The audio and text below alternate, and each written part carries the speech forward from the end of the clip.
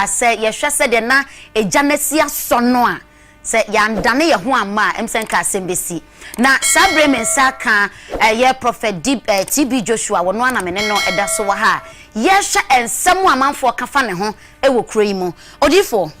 na sade yenkoma ye bo no sade amanfo sika wasem na me ankasa so mpempi no ma hwese wo preachi me hu se wo preachi na sabe adwaman sam ne atemdidie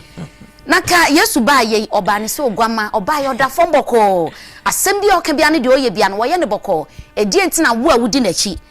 wontumi nya abotre emfan kasanche ni pantwea kra manyankopon na momode ejaso hanya haja na wode kasache nipa mawura enam ne po nyankopon hira da won ton kwanam asdam koma television mumpanifo mu wakasinyira na nsumani janangre dwuma ndia amankwa no amen onyame hira no mesha ni fere na masaba na menka nyam na tiefo etie me na no pai duo tie me na no pai won kwaje wo nyame anim o won kwaje e wo mensa no onyame dato ma wura me mu ne Bible say won nyankopon kwa betima bu ni pattern enyi nipa onyame ni nim nyame yesa na sanye onyame ni nim ti he me to acho abreski so wu aso dem wonyame so ni fie wonyame so dem wo wu ho no wo wu se nipa kwakwakwakwo ma hudopi emu nkura aso de temu bompe sinyame ni munyam hone kwa sampanyi ni towi sofo how come ma nemra from mame kakra me pacho ha ye TV no wadaroma ma nemra from mame kakra abofo Gabriel esem na mekasa mekasa with authority sieme let's go to kwasen go fro bia no tu bia fo ne kwanso na ko mujai essence ayen kwasa sem ya mu wasamti an wanya bote o tweba ade buru ko fa pambie efi honom etime Bible so se kwase no fa kwase man na se wugina Bible ne so baby aye ebufu ye no e na wo so di ebufu sieme sa twesemi ese me hwese de hit na bana edi enti na oye akwankyere a twosem na kase munya ne kwa enti mo so mo fa nche kwa na de yo bia o kira akwankyere a diska bum mawura ofuka se du kaska ya jeme bebua driver ni ne do no talk at petrol na woji our phone du kaska usu so du kaska fu agumwa mi nipa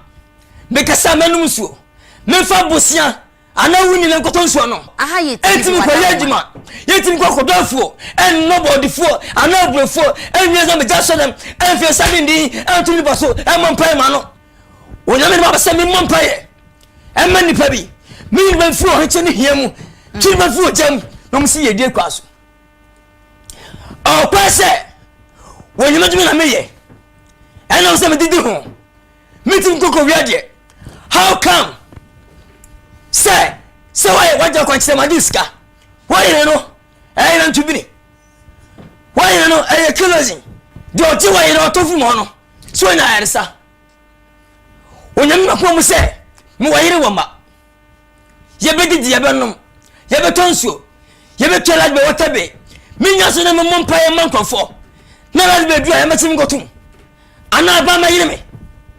no I say me didi ti Bible no sempa didi ne nsem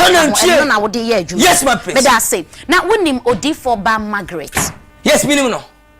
na ne doctrine na ekoso no na manfo asori atia na adwuma no se okọ na sori a senka nipa yemfa yensanto yensayem no na amanfo osi holy cases na amanfo kissing na omode chiachia no odwen ho sen kagumeso listen to me gupa hwe twasem no aka fababo tieme woman 16 anaka woman 16 hwe wosian fanfiano encheje ho abribia enfiano a odom